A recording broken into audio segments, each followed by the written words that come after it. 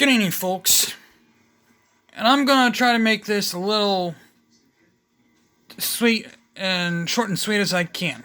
Alright? First off, let's try to talk about how all this is. I mean, I could go on and on about we're gonna try to kill two birds with one stone. Let's just put it down that way. Alright? First off, the lies that the current president, is spewing. The second, the complete and utter meltdown the New York governor had. Okay. Well, first off, a big victory for us conservatives.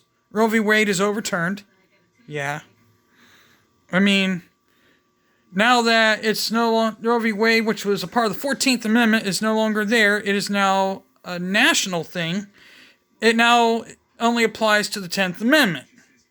The 10th Amendment, which only goes to state levels.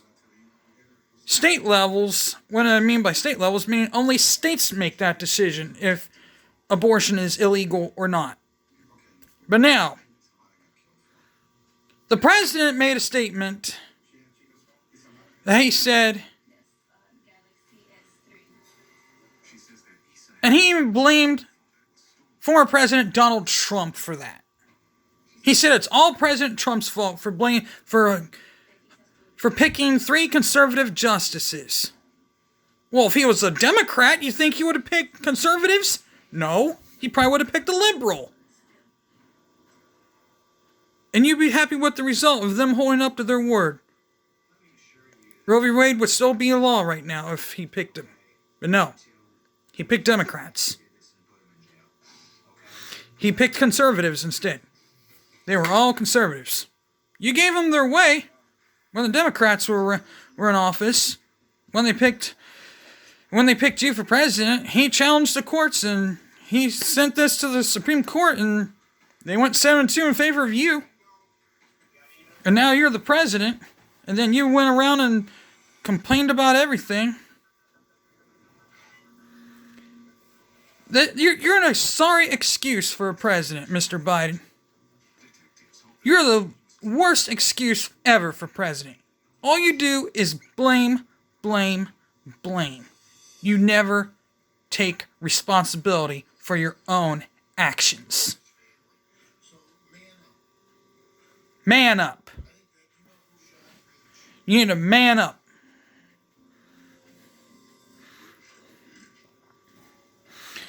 Now, as of the other part with the New York governor meltdown, she says, it is sad. It is literally sad why it has to be that way. Why it has come to this. We can ban free speech. Well, you should eat your own words. I mean, you're banning conservatives from saying whatever they want to say on the internet. So why don't you ban yourself? And as of the other part of that, she's all mad because she says the Second Amendment, she's mad at the Supreme Court for standing up to the Second Amendment. She wanted to pretty much will say the right to bear arms shall not be infringed, is what it says. She's all disappointed because it says, because the Supreme Court defended the law-abiding citizens. And she says, I'm disappointed that they didn't give us the right to go around and I can't remember the word. I have to watch it again. And look at the restrict rights for people with assault weapons. And I never thought in my life would we have assault weapons at this time. Well, back then, it should say the right to bear muskets. I'm fine with going back to muskets, she said. Well, I got news for you, ma'am. muskets only carry one shot. And back in those days, muskets were assault weapons. And they still are to this day. Why? Remember that little time episode I gave you a little lesson about what an assault weapon was? Anything you can fit a bayonet at the end of is an assault weapon. I understand those bayonets are outdated. But those who participate in Frontier Spirit, that's still considered a bayonet. You can put a bayonet at the end of that. That's still considered an assault weapon. The time period bayonets might be a little different, but it's still considered an assault weapon because you can fit a bayonet at the end of that. If you look at all the bayonets, if you look at the history of any weapon you can put a bayonet at the end of, that's considered an assault weapon. So anytime you're at a war zone, you practice wars, fixed bayonets. All you gotta do is put a bayonet at the end of that. And voila. That's an assault weapon. So technically, the right to bear muskets, you're saying right to bear assault weapons. So you're pretty much contradicting your own words. Funny how that works, huh? As of you, Joe Biden, you and your lies just keep building. You don't know when to quit, do you? You tell women they should. And as of this January 6th committee, they just need to go away. I mean, this January 6th committee is literally just digging themselves bigger holes and look out when the fall comes. I have a funny feeling it'll be gone. They've all put themselves on bombardment war. They've just pretty much, well, with this happening here, with this Roe v. Wade overturn, pretty much when it comes to state rights now, this has just opened the door for a new civil war. Now the question is, which states will secede from the Union? Now, let's get down to that. Which states do you think will secede? Well, California, most likely. New York, most likely. Pretty much all the states that are highly liberal will most likely secede. States that haven't really gone in favor of conservatives in a long time will most likely secede. Like Oregon, Washington, California. Those three states will most likely secede. Now, I'm not sure about New Mexico or Colorado. I'm not sure about them two, maybe. I'm not really 100% sure about them two. Now, Michigan, Pennsylvania, Wisconsin, I'm not sure about them. They'll most likely stay. But everything up northeast, Maine's kind of right there on the borderline of maybe not seceding, but kind of supporting what the other states do that might secede, but they might fight amongst themselves. But you got Vermont. It's been liberal for a very long time. It might secede. New Hampshire. It's gone to the Democrats for so long, it might secede. It's also a liberal, highly liberal state. I mean, all those states up there in the Northwest. Delaware. Massachusetts. Maryland. Now, Virginia, on the other hand, I don't see it going anywhere. I mean, I could see it not seceding, even though it's been the past few elections, it's gone to the Democrats, but I don't see it seceding because it's still strongly, because the mayor, not the mayor, but the governor has since gone to a Republican. So I don't see it going, I see it actually going, staying as a state, but Georgia, Arizona, I see it staying where it's at. Now, as of all the other states, I see them staying. Nevada, even though it's been since 2004, since the last time a Republican won it, which was George Bush, I see it staying. Either 2004 or 2000, I don't recall which one, but one of those two. I see it staying.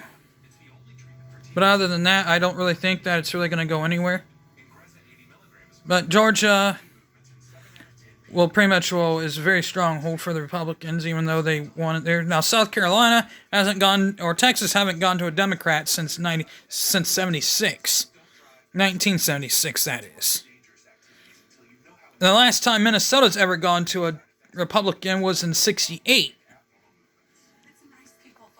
Was in 1968, so that's another history lesson for us. So, in Illinois, last time a Republican ever won Illinois was in 1988.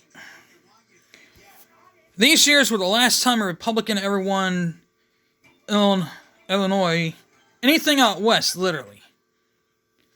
Oregon, Washington, California, and Illinois was in 88. That was the last time those states were ever won by a Republican.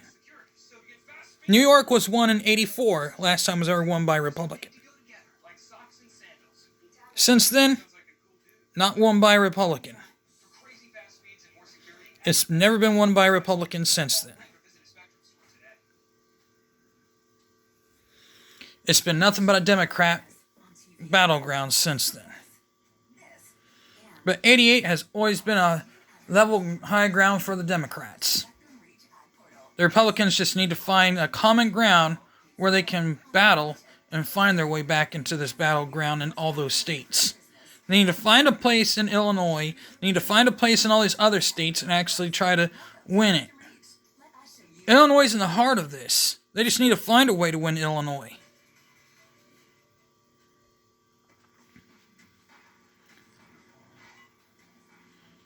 But maybe they can win. If the current president stays in where he's at right now, if he actually stays in and actually does run for a second term, they might just win some of those states. They might just win New York and California. But who knows? But I don't know. Time will tell. Time will tell. Just a matter of time before anything actually does happen. And we'll just have to see everything. How it all happens. But the Democrats pretty much dug themselves a huge hole when they did that. But, with that being said, I'm out of here. Oh, and another thing before I'm out of here. Maxine Waters also kind of dug herself a hole. She says, pretty much, I don't really remember what the words were, but I'm going to kind of make it simple. She pretty much said, screw the Supreme Court. Supreme Court is literally obsolete now. Okay, if Donald Trump said that, oh my gosh, they'd be after him in a heartbeat, wouldn't they? Tell me down below what you think they would be saying to him. I mean, this is beyond ridiculous. Everything the liberals are saying right now, pretty much, is like an insurrection to our democracy. It's an insurrection to our democracy. And yet, they're blaming him for what? They're blaming Donald Trump, President Donald Trump, for what they're doing. That's just so wrong. They should look in the mirror and ask themselves, why are we going after Trump when we're saying the exact words that he is doing? Well, and the words hearsay are when one person says it to this person, but yet it's not hard evidence. All it is wet evidence, not hard. That's where the objection comes into play in court and says, that's hearsay. Okay, with that being said, I'm out of here. Peace.